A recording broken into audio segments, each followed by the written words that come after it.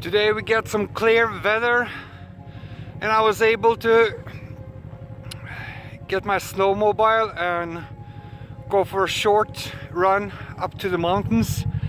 Not a lot of snow here because most of it has blown away, but anyway, soon we will be able to see the sun and I believe it will be just beautiful.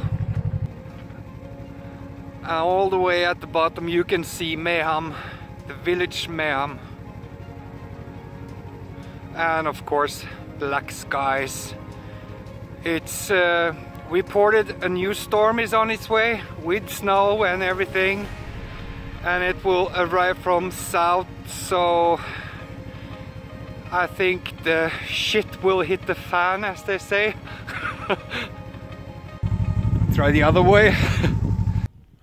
I was going to take the drone up today and also the DJI Osmo to get better shots, and of course, but then again it's way too dark and it's way too bluish, and I'm a bit insecure still about driving too far away with the snowmobile, and the tracks are recently just opened, so there hasn't been too much traffic.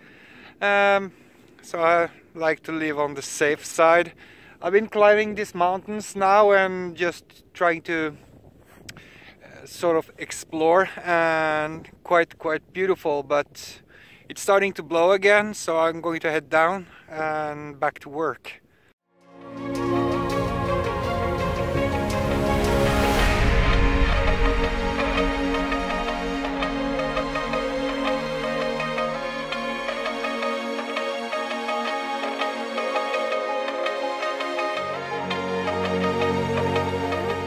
Okay, you guys, I just got back from the mountain and that was a good thing because look what just happened. It's starting to snow and it's starting to blow up, so I guess it was the right time to leave the mountain. Anyway, heading for work now, so I will continue the vlog when I get back home. Okay, hi everyone and welcome back. We are back inside now. The wind is crazy outside. After a lot of snowstorms, we were hoping that the weather would calm down, but then again, this is not the truth. And I'm sorry. We don't seem to get a chance to get outside flying, and I will catch up on something that I promised some of my subscribers, and that is talking a little bit more about what we have put into this plane, and also how many planes I do have right now, and we can start with that. I don't have too many planes these days. During my period where I was not working, I had to get rid of a lot of stuff because, you know, the bills are piling up and so on. But then again, I got this Seagull from this glass here from Seagull Models, and I have the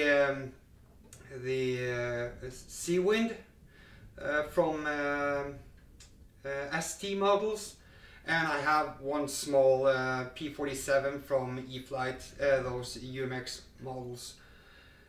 These are the ones that I have today. I also have my S-Back, my 50 cubic S-Back, but it's in the attic and without electronics and engines and so on, and I think it will be staying there for a while because we are waiting for a larger model in a couple of months, and that is of course the Twin Otter. There is something missing in my collection, and which I have been missing for so... I'm sorry.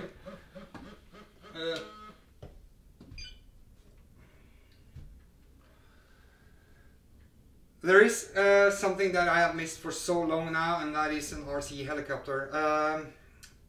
I've been trying to work harder so that I could get a bigger model, and the ones that I really are having my eyes on is the T-Rex 800 or a new Goblin 700.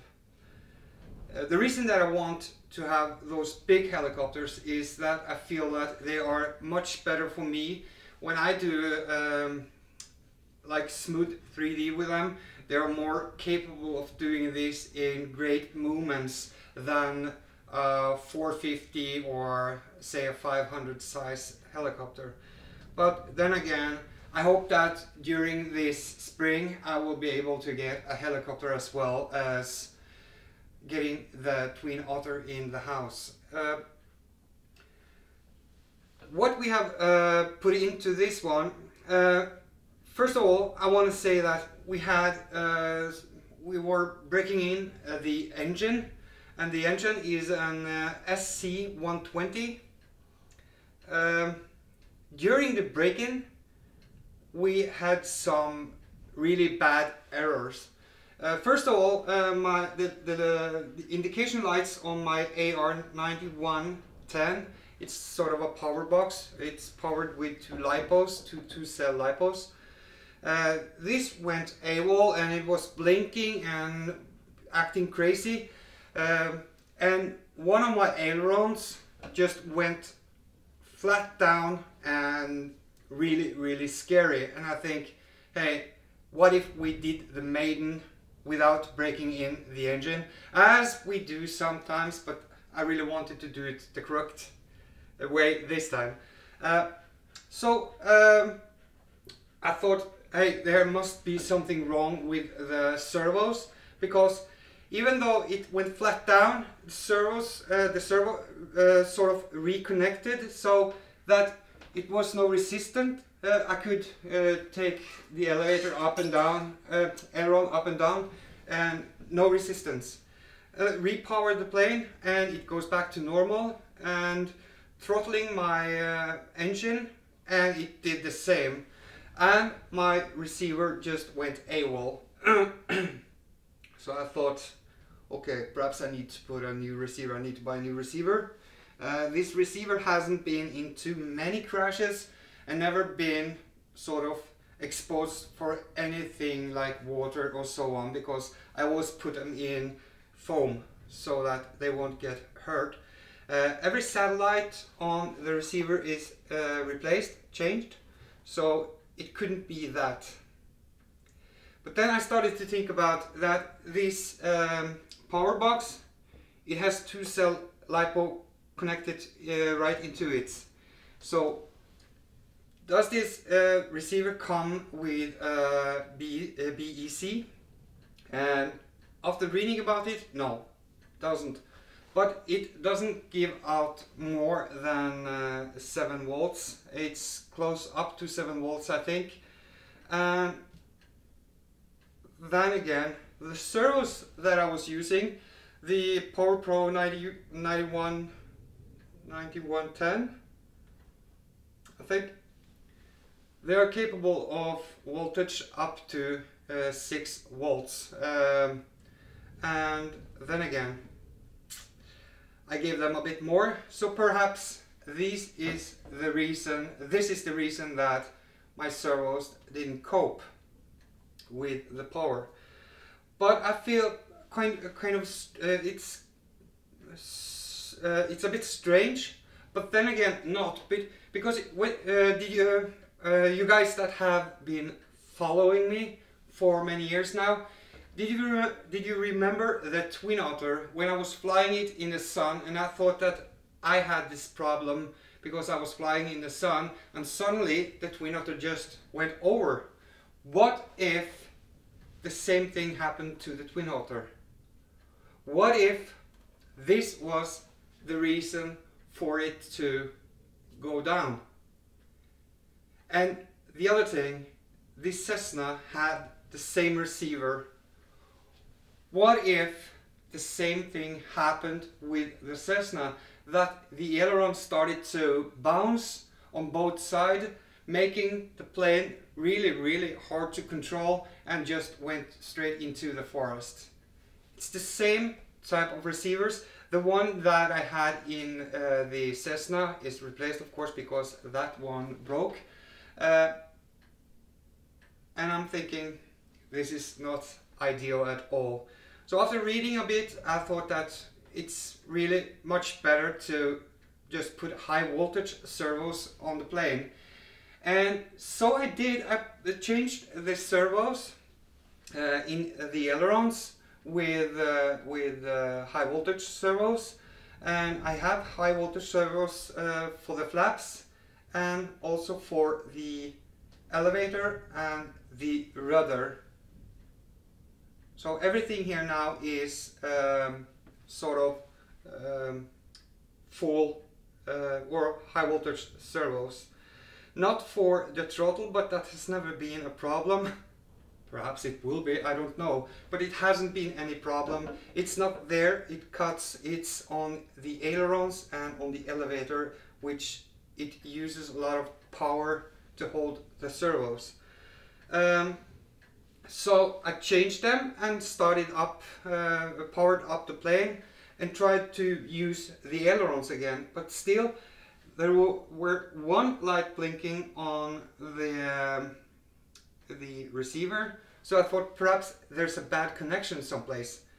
I re-soldered the connectors, the battery connectors, and bought two brand new 2-cell lipos and with 35C I think, and added those, and right now there's no light blinking, there are no interference, not at all. So I think we are good to go.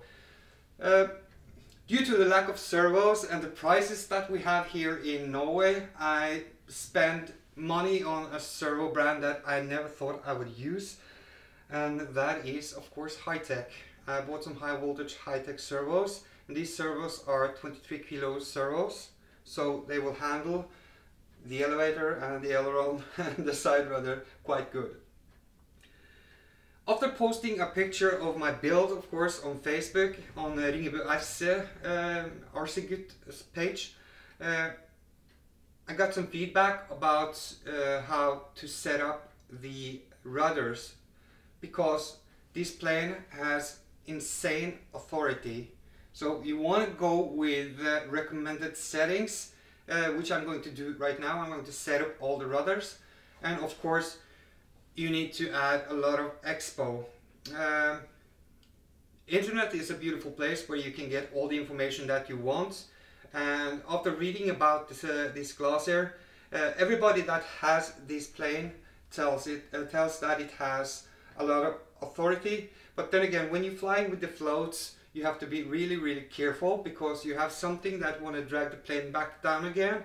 It is a high wing plane, but with the floats it will be a bit more heavy, so that you want to adjust your controls and have a lot of expo so that the plane doesn't stall.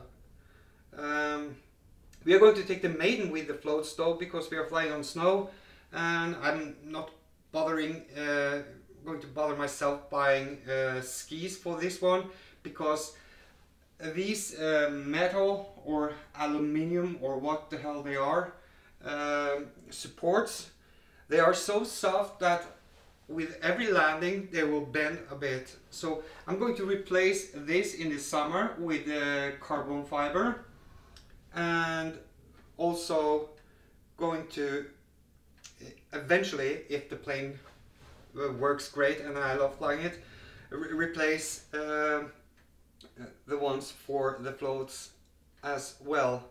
But for now they are pretty much soft. That is that.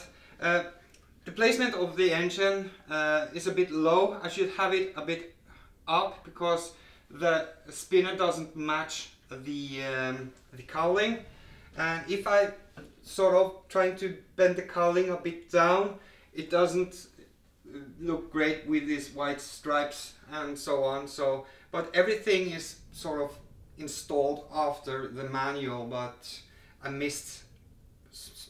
probably missed a point there, but it's not a problem. It just looks a bit funny that you have this gap here from the spinner, because you really want the spinner to go correctly into or aligned to this frame.